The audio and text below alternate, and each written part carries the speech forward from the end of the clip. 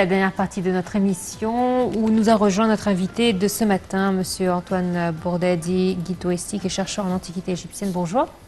Bonjour. Alors, la maison d'édition australienne Lonely Planet est un éditeur de guides de voyage. Vous connaissez certainement mieux que moi. Et c'est vrai que le magazine ou cette édition a choisi l'Égypte en tant que faisant partie des 10 meilleures destinations touristiques en 2022. Alors, sur quels critères se base cette maison d'édition pour justement classer les pays? C'est par rapport à quoi? Est-ce que c'est par rapport au nombre de touristes qui ont visité le pays? Est-ce que c'est par rapport à la variété de destinations? Il y a le tout, c'est-à-dire, bien sûr, c'est pas seulement le nombre de visiteurs, parce qu'on n'est pas le pays qui a le plus grand nombre de visiteurs dans le monde.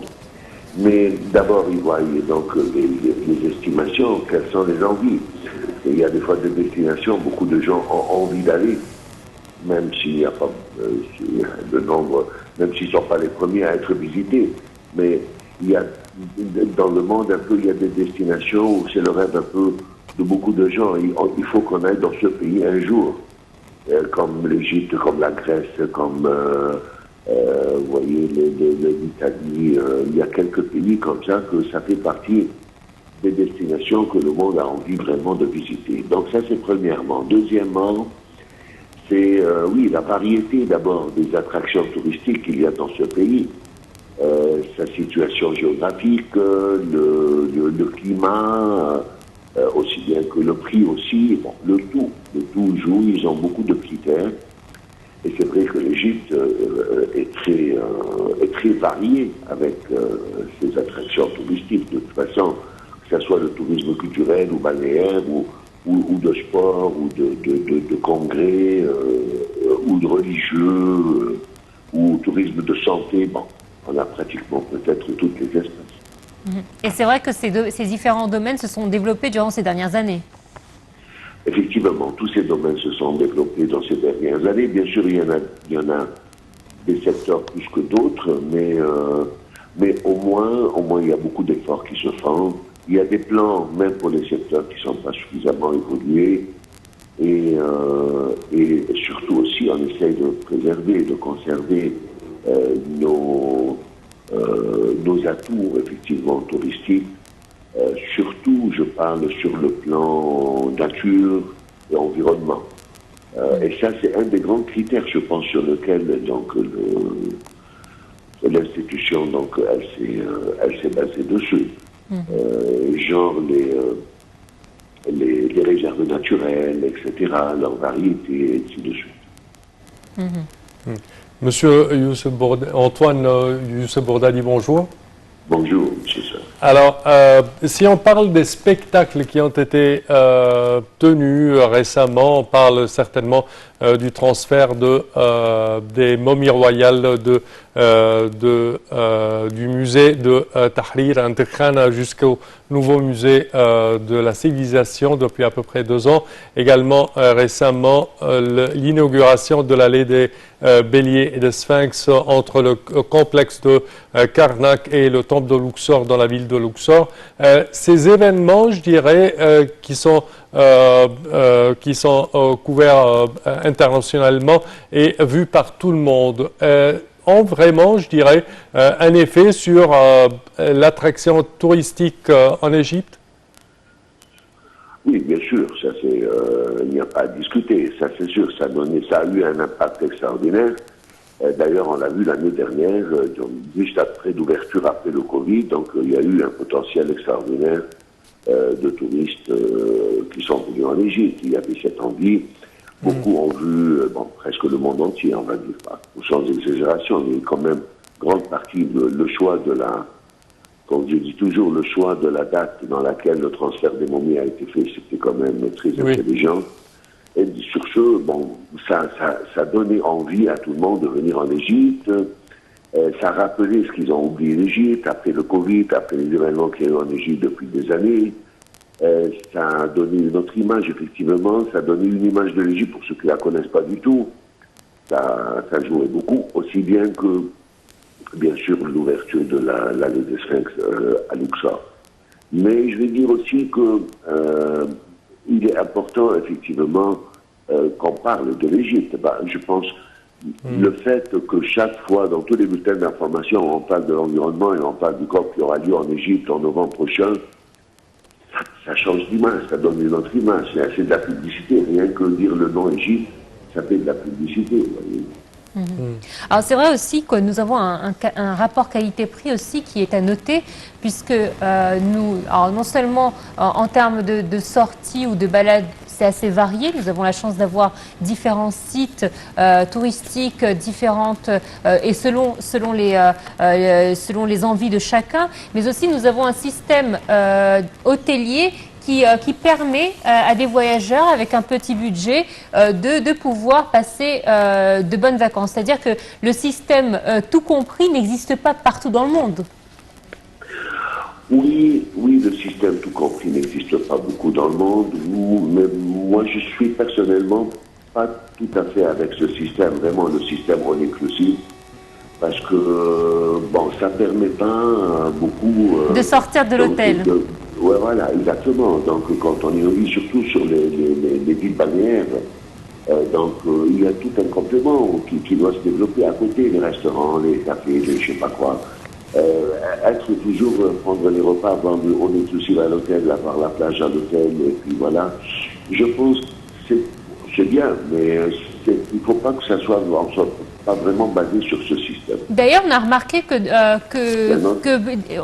que dans certains hôtels, on proposait que la demi-pension, alors qu'autrefois le système tout compris était très très répandu. Aujourd'hui, on voit beaucoup plus de demi-pensions que des tout endroits. Ça dépend des endroits, c'est-à-dire si c'est du tourisme culturel, ils font du demi-pension parce que les gens partent comme à Luxor et à Swan. Donc ils déjeunent ailleurs dans un restaurant. Mais quand on est au bord de la mer, une semaine de vacances au bord de la mer, là ils mettent on inclusive, même les boissons et tout. Et moi je ne suis pas très pour ça, et encore je pense qu'une des choses qu'il faut beaucoup développer en Égypte, et qu'on a un manque extraordinaire, c'est des petits hôtels de 3 étoiles, de 2 étoiles, et je dirais pas 4 étoiles, mais surtout les 3 étoiles, que ce soit des beaux hôtels, propres, qui donnent de la bonne prestation. C'est vrai. Le tourisme mondial est basé sur ça, les grands pays touristiques sont basés sur ces types de petits hôtels, des boutiques hôtels, aussi les maisons d'hôtes, pourquoi pas. Mais bon, ça sur le plan sécurité... On sent bien le guide en vous qui parle. Hein. Oui. Monsieur Antoine, également, le ministère du Tourisme soutient un écotourisme responsable et durable qui envisage et qui vise à préserver l'environnement dans l'intérêt d'une transformation verte qui est la tendance mondiale et qui s'inscrit dans les efforts qu'il déploie. Comment voyez-vous ces propos et cette initiative du ministère du Tourisme qu'est l'écotourisme? La dernière phrase, c'est quoi, le ministère du Tourisme? Que le ministère du Tourisme soutient un écotourisme responsable et durable qui vise à préserver l'environnement dans l'intérêt d'une transformation verte. C'est très important et puis c'est compatible, c'est parallèle. Effectivement, l'environnement maintenant c'est le sujet du monde. Vous voyez, oui, c'est la chose peut-être qui prend le plus important. On est dans le monde aujourd'hui, dans la période de l'environnement, de restaurer toutes les erreurs que l'humanité a fait pour notre planète. Le côté vert est en train de prendre du terrain un peu partout dans le monde. Oui. Donc que l'Égypte soit un pays dans ce domaine, pas réinventer la roue, mais que arriver vraiment à cette phase d'être conscient de l'importance de l'environnement et de tout ce qui est vert et de diminuer, malgré que nos pays, ce ne sont pas les pays les plus pollueurs de la planète, mais quand même qu'on soit des pays qui prennent des initiatives et qui soient en avant dans ce domaine. Je pense que ça c'est un atout extraordinaire pour l'Égypte, à tous les domaines, à tous les niveaux. Et ça c'est une des choses quand même que montre quand même notre régime actuel est très conscient dans ce type de choses. Vraiment il parle avec ce qui se passe dans le monde, vous voyez, il n'est pas loin, au contraire, il prend des initiatives, On s'enfuit vers l'avant, ce qui est très très bien. Je trouve également qu'une des initiatives importantes qu'a entrepris le gouvernement, c'est de vraiment développer toutes les villes d'Égypte. C'est-à-dire qu'on s'est beaucoup concentré, ou on s'est longtemps concentré sur les stations balnéaires telles que Sharm el-Sheikh, Hurghada, et à raison, puisque ce sont de très belles stations. Mais c'est vrai qu'on a négligé beaucoup de villes qui mériteraient également de jeter la lumière dessus. C'est-à-dire que quand je parle du Delta, on a des belles villes comme Rosette, comme Damiette. On a également d'autres villes un petit peu plus désertiques comme Fayoum, ou sinon les oasis. Et c'est vrai que ces villes mériteraient également d'accueillir des touristes autant que le Caire ou Alexandrie. Vous avez tout à fait raison, mais bon, c'est plus compliqué parce que d'abord la qualité, l'état des monuments qui se trouvent souvent dans ces provinces ne sont pas du tout dans les mêmes conditions qu'il y a à Luxor et à Aswan et au Caire, etc. Deuxièmement, pendant très longtemps, il y a un manque d'infrastructures incroyable pour accéder à ces sites, et puis un manque d'infrastructures hôtelières. Bon, aujourd'hui, Fayoum, c'est devenu très à la mode depuis quelques années. C'est vrai. Il y a des hôtels, il y a tout ce qu'il faut, et puis Fayoum, maintenant, c'est très réputé. Mais il manque vraiment, vous avez raison, le Delta. Le Delta est plein des sites comme Tanis, Avaris, Boubastis, toute cette zone de l'Est du Delta, plein de monuments, mais il manque des hôtels, il n'y a pas des hôtels. Rien que le champ des papyrus. L'état des routes n'était pas très bon. Donc on doit aller loger à Ismailia ou au Caire, ça fait quand même des trajets. Il ne faut pas oublier que des zones comme des provinces comme Minier, comme Assiout, Sohag, sont pleines de monuments. Et là encore, il y a un peu d'infrastructure. Minier, il y a beaucoup d'hôtels, c'est bien. Et puis les routes aujourd'hui sont parfaites. Mais une des choses que j'ai jamais compris, je ne sais pas à qui il faut demander ça, comment une grande province comme Assiout, avec la taille qu'elle a, avec la population qu'il y a dedans, avec son importance économique et avec des sites touristiques autour, comme les tombeaux de Myr, comme le temple de Mahara, comme Dronka, etc. Il n'y a pas à Assiout un grand hôtel ou un bel hôtel. C'est quand même un peu étonnant. Et pourtant, le tourisme pourrait aider justement à subvenir aux besoins de la population locale, puisque effectivement, il y a beaucoup d'initiatives qui sont faites pour que ces populations aient une vie digne. Alors que si jamais ils avaient de petites entrées des touristes qui venaient à visiter leur ville, ceci pourrait beaucoup aider le gouvernement dans leur développement de la ville. Effectivement, bien sûr. Et c'est pas seulement ça, il y a un besoin, il y a vraiment un besoin. Imaginez-vous que les touristes, les groupes qui font le trajet du Caire jusqu'à Aswan ou jusqu'à Luxor en bus pour visiter ces sites, il n'y a pas en mi-chemin, donc à Assiout, un lieu qui est bien pour loger. Et il y a vraiment un manque. Assiout, c'est une ville qui